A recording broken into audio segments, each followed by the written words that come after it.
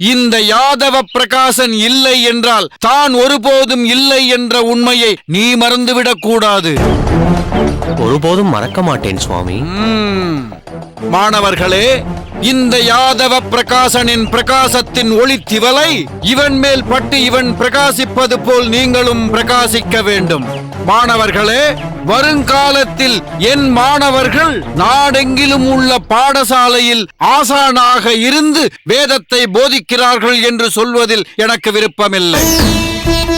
நாடெங்கும் உள்ள வேத பாடசாலையில் உள்ள வித்தியார்த்திகளையும் ஆசான்களையும் தோற்கடித்து திக்விஜயர்கள் யாதவ பிரகாசனின் மாணவர்கள் என்று கேட்பதையே நீங்கள் எனக்கு செய்யும் பிரதிபலனாக கருதுகிறேன். அதுவே எனக்கு மகிழ்ச்சி. உங்களின் வெற்றிதான் நீங்கள் எனக்கு கொடுக்க போகும் குரு தட்சணை.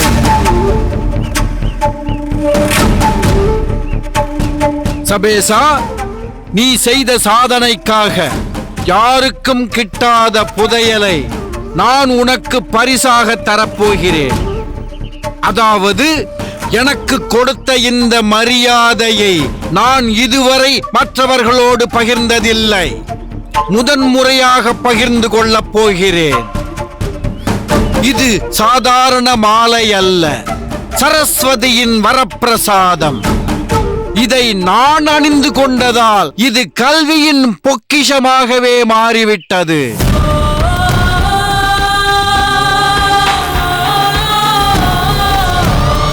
பெற்றுக்கொள் இந்த பொக்கிஷத்தை.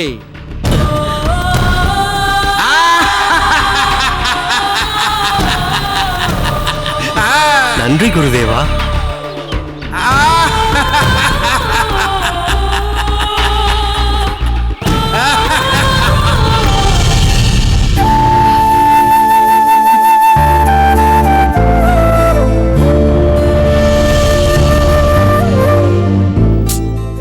எனக்கு தான் நூலை சரியாக கோர்க்க தெரியவில்லையா, அல்லது பார்வைதான் மங்கிவிட்டதா? பரவாயில்லை, பார்வையில் கோளாறு இல்லை.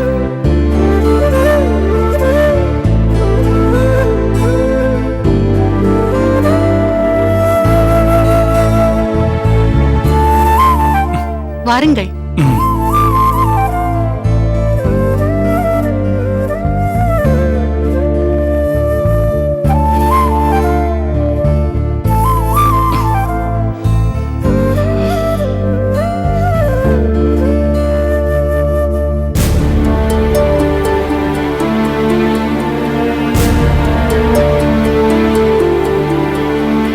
நீங்கள் சென்று வெகுநேரம் ஆகிவிட்டதே என்று கவலை கொண்டிருந்தேன்.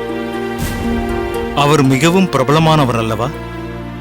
அதுதான் அவரை சந்தித்து பேசி வர நேரமாகிவிட்டது. சரி, ஆண்டாள் ஜாதகத்தை பார்த்துவிட்டு என்ன கூறினார்? எப்பொழுது திருமணம் நடக்கும்? எப்படிப்பட்ட மாப்பிள்ளை அமைவான்? மன வாழ்க்கை எப்படி இருக்கும்? சந்ததியை பற்றிய விவரம் என எல்லா பலன்களையும் விரிவாக தெரிவித்தாரா?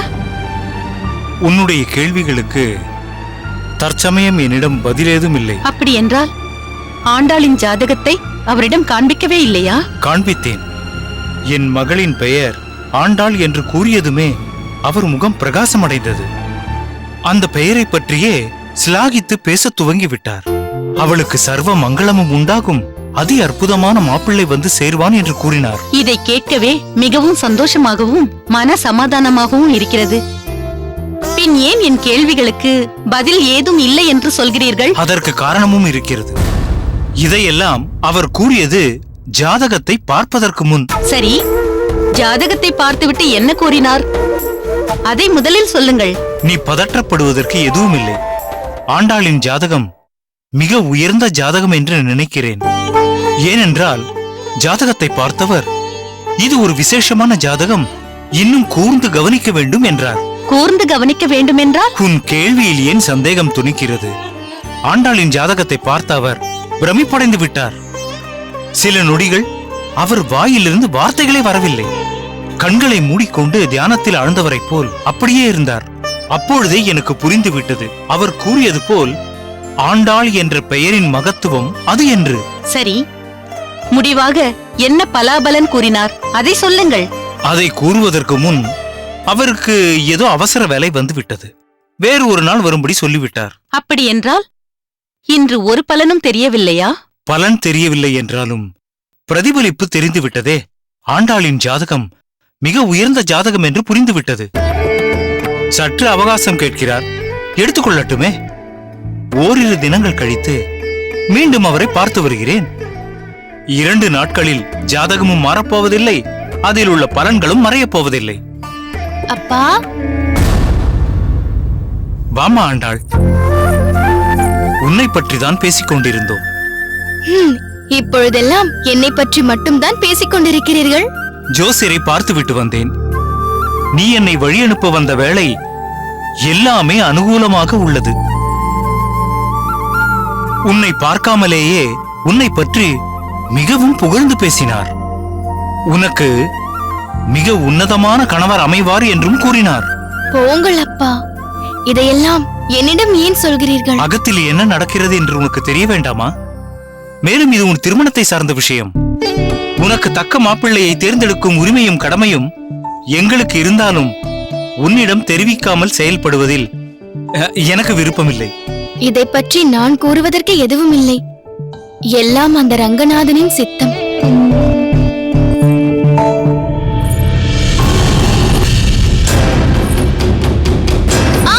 பெருமாளே! ஆண்டாள், ஆண்டாள், ஆண்டாள், ஆண்டாள், என்னமாயிற்று? என்னம்மா? பெருமாளே, ஊசி நன்றாக குத்திவிட்டதே. அம்மா, பொறுத்துக் கொள்ளம்மா. பெருமாளே! இந்தா இந்தா. இப்பொழுதுதானம்மா உன்னை பற்றி பெருமையாக பேசிக் கொண்டிருந்தோம். அதற்குள் அபசகுணம் போல் ஊசி குத்தி ரத்தம் கசிகிறதே. ஏதோ கவனக்குறைவால் நடந்ததை சகுனத்துடன் சம்பந்தப்படுத்தி பேசாதே. ஜோசியரை சந்தித்ததிலிருந்து என் மனம் மிகவும் தெளிவாக இருக்கிறது. இருந்தாலும் ஒரு நல்ல விஷயம் பேசிக் கொண்டிருக்கும் பொழுது இப்படி நடந்தது ஒரு வில்லங்கமாக, இடையூறாக உங்களுக்கு படவில்லையா? என் கண்ணோட்டத்தில் காலில் ஊசி குத்தியது திருஷ்டி கழிந்தாற் போல் தோன்றுகிறது. முதலில் அவள் காலில் மஞ்சள் பூசிவிடு. பெரிதாக ஒன்றும் ஆகவில்லை. பார், துடைத்து விட்டால் திருஷ்டியை. நீ போய் மஞ்சள் எடுத்து வா. மஞ்சள் என்றாலே மங்களகரம் என்றுதான் பொருள். மருந்துக்கு மருந்தும் ஆகியது. ஒரு மங்களகரமான நிகழ்ச்சிக்கு இது துவக்கமாகவும் இருக்கட்டும். காலில் மஞ்சளை நன்றாக பூசிவிடு. போ. சரி சுவாமி. சீக்கிரமாகட்டும்.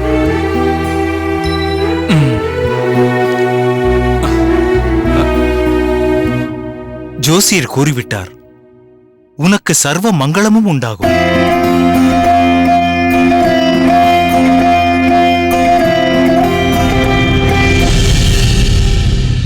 உத்தமம், உத்தமோத்தமம், உன்னதம், சிரேஷ்டம், ஸ்லாக்யம், பரமானந்தம், பரம சந்தோஷம், பரிபூர்ண திருப்தி. இதற்கு மேல் வர்ணிக்க வார்த்தைகளே இல்லை. ஆறாவதா?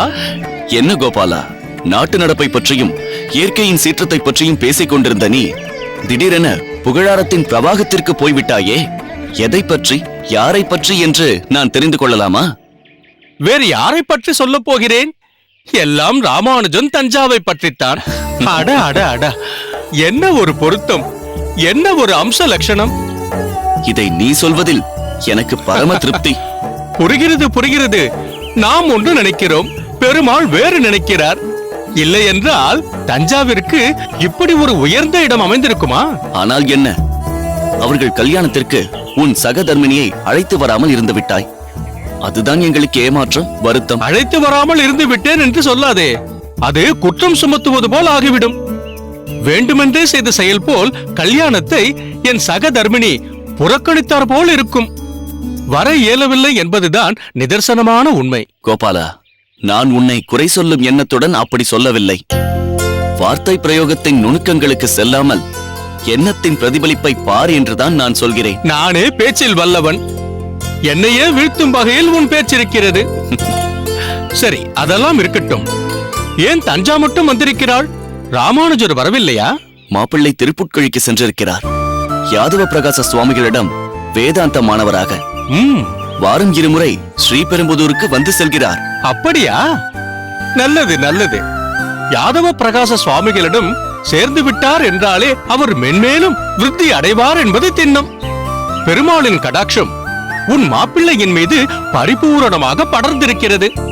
தவிர கல்யாணம் முடிந்து சில காலங்களே ஆகியிருந்தாலும் மேலும் மேலும் பயில வேண்டும் என்ற ஆவலில் உந்துதலில் குடும்பத்தையும் மனைவியையும் பிரிந்து செல்ல யாருக்குத்தான் மனம் வரும்?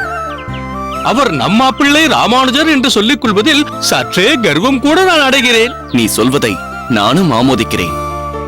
இருப்பினும் தஞ்சா சற்றே வருத்தம் அடைந்துள்ளாள். அது இயல்பு ஆறாவமுதா. எந்த பெண் தான் தன் கணவனை பிரிவதில் ஆனந்தம் அடைவாள்? வாமா தஞ்சா, உன்னை பற்றித்தான் பேசிக் கொண்டிருந்தோம். பெருமாள் உனக்கு அளித்திருக்கும் வரப்பிரசாதத்தை பார்த்தாயா? எந்த பெண்ணும் பொறாமைப்படும் விதத்தில் உனக்கு அகத்துக்காரர் அமைந்திருக்கிறார். யார் யாருக்கு எங்கு கொடுத்து வைத்திருக்கிறதோ அப்படித்தானே அமையும். நாம் என்னதான் முயன்றாலும் அவன்தான் முடிவெடுக்கிறான், முடிச்சும் போடுகிறான். சரியாக சொன்னீர்கள். எப்படியோ ஏற்பட இருந்த சம்பந்தம் எப்படி வந்து முடிந்தது பார்த்தீர்களா?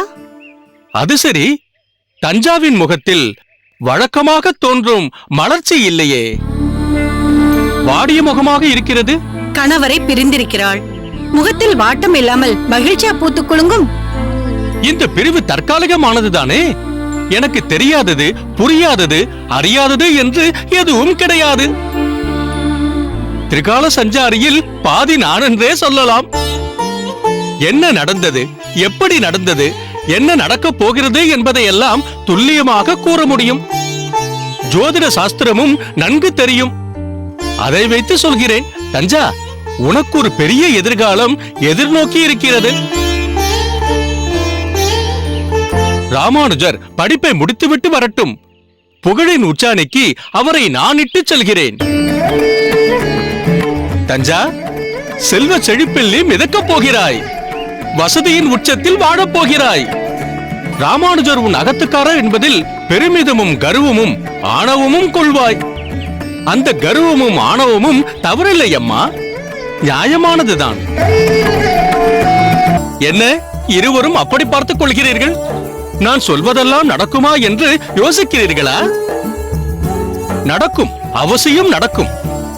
இந்த கோபாலனின் வாக்கு என்றும் தவறியதில்லை. இது சத்திய வாக்கு. தஞ்சா, கூடிய விரைவில் இதை நீ உணர்வாய், அனுபவிப்பாய். ஏன் ஆறாவமுதனின் வாழ்க்கையே எடுத்துக்கொள்ளேன். அவ்வப்போது யாகத்திற்கு போவதைத் தவிர பல நாட்கள் அகத்திலேயே புழுங்கிக் கொண்டிருந்த ஆறாவமுதனை பூஜைக்கு தேவையான திரவிய பொருட்களை கோயில்களுக்கு கொடுக்கும் வியாபாரத்தை செய்யச் சொல்லி நான் தானே பணித்தேன். எனக்கு தெரிந்த வியாபார நண்பர்களிடம் ஆறாவமுதனை அறிமுகப்படுத்தி வைத்து கொள்முதல் விலையிலேயே திரவிய பொருட்களை விலைக்கு வாங்கும்படியும் ஏற்பாடு செய்து கொடுத்தேனே. இன்று ஸ்ரீபெரும்புத்தூர் மட்டுமின்றி அக்கம் பக்கத்து ஊர்களில் உள்ள அனைத்து கோயில்களிலுமே ஆறாவமுதன் தான் பூஜை திரவிய பொருட்களை கொடுத்துக் கொண்டிருக்கிறார். அதேபோல் ராமானுஜர் வேதாந்த படிப்பு முடித்து வந்ததும் இந்த ஸ்ரீபெரும்புத்தூரிலேயே ஒரு உயர்ந்த பணியை செய்யும்படி நான் ஏற்பாடு செய்து தருகிறேன். நன்றி சுவாமி. இதற்கு எதற்கம்மா நன்றி? இது என் கடமை. சரி ஆறாவமுதா, உத்தரவு வாங்கிக் கொள்கிறேன். என்ன அதற்குள் புறப்பட்டு விட்டீர்கள்? மதியம் அமுது செய்து விட்டு போகலாமே. அம்மா கௌசல்யா, நீ இட்ட காலை அமுதே தொண்டை வரை இன்னும் இருக்கிறது. அதற்குள் எப்படி மீண்டும் அமுது செய்ய முடியும்? அது மட்டும் அல்லாமல் 3 வேளை உண்பவன் ரோகி, 2 வேளை உண்பவன் போகி, 1 வேளை மட்டுமே உண்பவன் தான் யோகி. இதை நான் சொல்லவில்லை, பெரியோர்கள் சொல்லி இருக்கிறார்கள். இன்று ஒரு நாளாவது நான் யோகியாக இருந்து விட்டு போகிறேனே. சரி, நான் உத்தரவு வாங்கிக் வா கொள்கிறேன். கோபாலா. வருகிறேன். வாருங்கள்.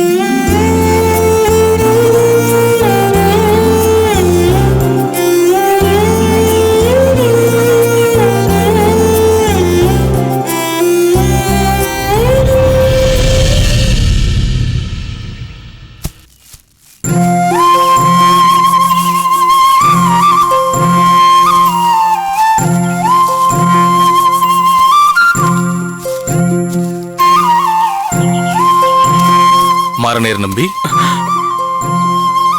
சுவாமி நமஸ்காரம். அடியேன். என்ன செடிகளை நடும் கைங்கரியமா? மாங்கன்றை நட்டாகி விட்டது போலிருக்கிறது. இது என்ன திருத்துழாய் செடியா? ஆமாம் சுவாமி, நம் ஆச்சாரியர் அடிக்கடி குறிப்பிடுவாரே, துளசி செடியிலும் மாவிலையிலும் மகாலட்சுமி வாசம் செய்கிறாள் என்று. அதனால்தான் மிகுந்த விருப்பத்தோடு இப்பணியை செய்து கொண்டிருக்கிறேன். ஆச்சாரியருடைய அடியொற்றி ஆவீர் நீர். சாதாரணமாக நல்ல விஷயங்களை ஒருவர் சொல்லும் போது இந்த செவிகளில் வாங்கி மறுசெவியில் வெளிவிட்டு விடுபவர்கள்தான் அதிகம். அதில் நீர் விதிவிலக்கு. ஆச்சாரியர் சொல்வதை மனதில் தேக்கி அதை செயலிலும் வெளிப்படுத்தி விடுவீர். நீர் செய்வது மிகவும் புண்ணிய காரியம். பகவானுக்கு மிகவும் பிரியமானது இந்த துளசியாகிய திருத்துழாய் பத்திரம், அதாவது இலைகள். இதன் மருத்துவ குணமோ அபாரமானது. நோய் தொற்று ஏற்படாமல் காப்பதில் தலையாயது. மனதையும் தூய்மைப்படுத்தி பக்தியை மேலோங்க செய்கிறது. மாவிலையின் நுனியில்தான் மகாலட்சுமியின் வாசம். அதனால்தான் மந்திரபூர்வமாக மாவிலையின் நுனியில் ஜலத்தை நம் தலையில் சேர்க்கிறார்கள். அதேபோல் வெற்றிலையின் முன்பக்கமும் லக்ஷ்மி வசிக்கும் பகுதி. இதில் ஒரு விஷயத்தை கவனித்தீரா? சாதாரணமாக குழந்தைகளை தாய்தான் பிரியமாய் வளர்ப்பாள். அனைவருக்கும் தாயாய் விளங்கும் மகாலட்சுமி உரையும் இச்செடிகளை மாரநேர் நம்பி வளர்க்கிறார். தாயை வளர்க்கும் தனையன் இவரோ? மிகவும் வித்தியாசமான சிந்தனை தெய்வவாரி சுவாமி. இருப்பினும் பொருள் வாய்ந்தது. சரி தெய்வவாரி சுவாமிகளே, இவர் பணிக்கு நாம் இடையூறு செய்ய வேண்டாம். வாரும் கோயிலினுள் செல்வோம். மாரநேர் நம்பிகளே, உம் சேவை தொடரட்டும். ஆகட்டும் சுவாமி. வாரும்.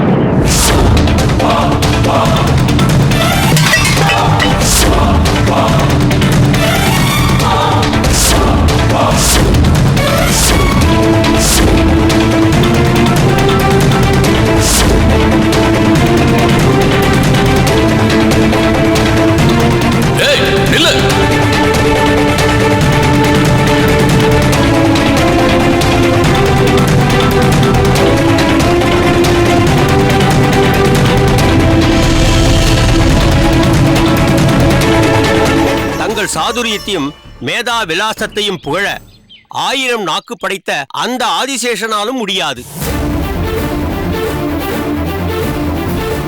புருஷனுக்கு கூழ் ஊத்துனது அந்த காலம், புருஷனையா கூழா ஊத்துனது இந்த காலம்னாங்க. அப்ப என்ன தலைப்புனா, நீங்க ஒருவேளை சமுதாயத்தின் முன்னேற்றத்தை பெரும் தீர்ப்பு அளிப்பது நேற்றைய பெண்களா இன்றைய பெண்களா மாத்திட்டீங்களோன்னு நினைச்சேன்.